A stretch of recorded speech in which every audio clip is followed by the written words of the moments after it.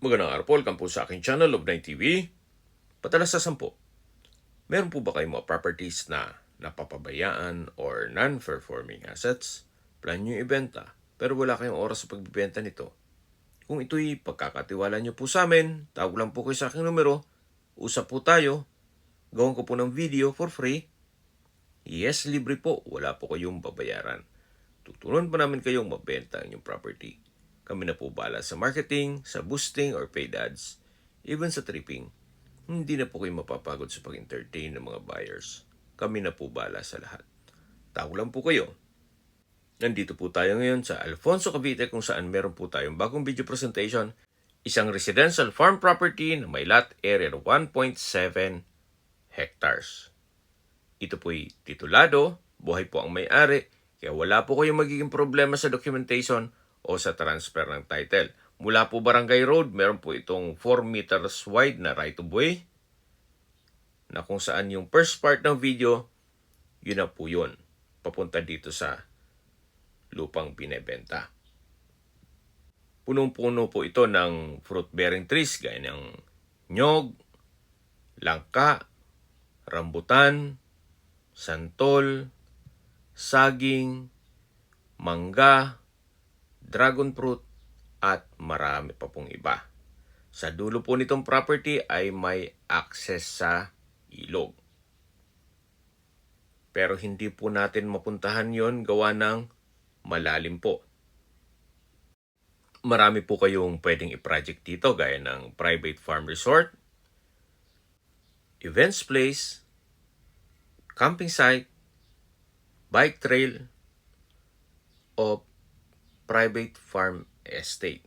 Kung malaking pamilya kayo, pwede naman po itong subdivide para buong pamilya nasa loob ng isang compound.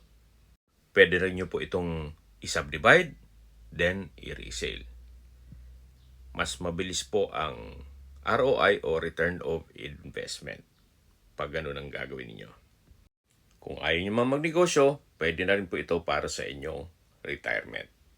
Gawa ng napakatahimik po ng lugar, sariwang hangin, at malamig po ang klima. Malayo na rin po ito sa 14 kilometers danger zone ng Taal Volcano. Ito po yung nasa mataas na lugar. Ang estimated elevation above sea level ay 1,357.3 feet.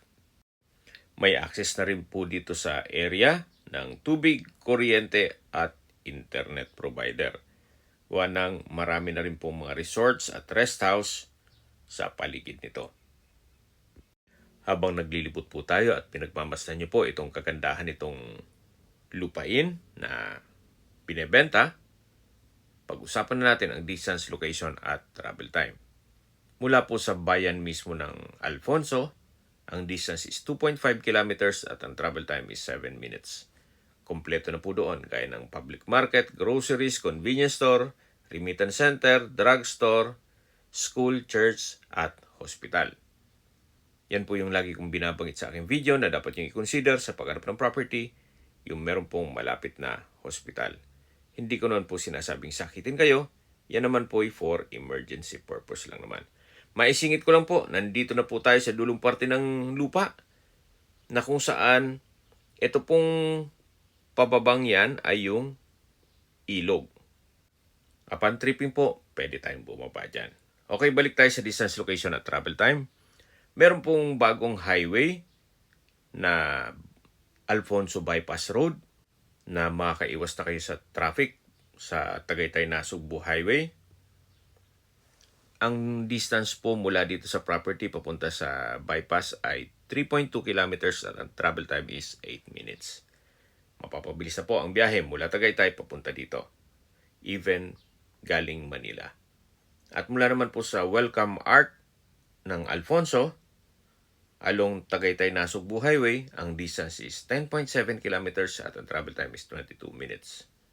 Mula naman po sa Mendez Crossing, ang distance is 14.9 kilometers at ang travel time is 31 minutes.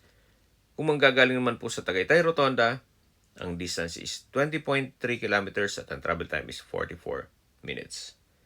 Mula naman po sa Calac Silang Interchange, ang distance is 31.9 kilometers at ang travel time is 56 minutes.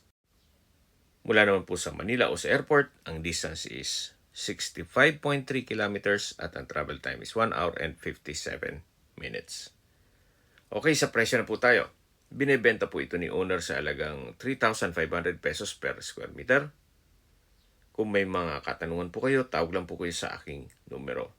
At sa mga kababayan naman natin nasa ibang bansa, meron po akong Telegram. Sa mga iPhone user naman, may iMessage. Meron din pong Imo, Skype, Viber at WhatsApp. Same number lang po, 0917-316-3399.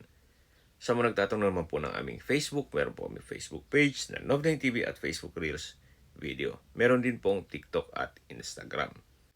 May ibang YouTube channel kami na Nov9 TV channel at Nov9 TV Listings.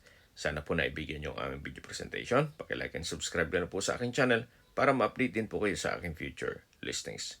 Kung sakali po hanap nyo yung mas malaking sukat ng lupa, meron din po kami ibang listings na pwede nyong pagpilian. Huwag po kayong mag-atubiling tumawag sa amin, then let us know your budget para malaman namin kung anong property pwede namin i-alok sa inyo. Sa lahat pong viewers, subscriber at nagtiwala po sa amin, salamat po sa suporta. Ingat po kayo lagi at ating pamilya. Maraming salamat po.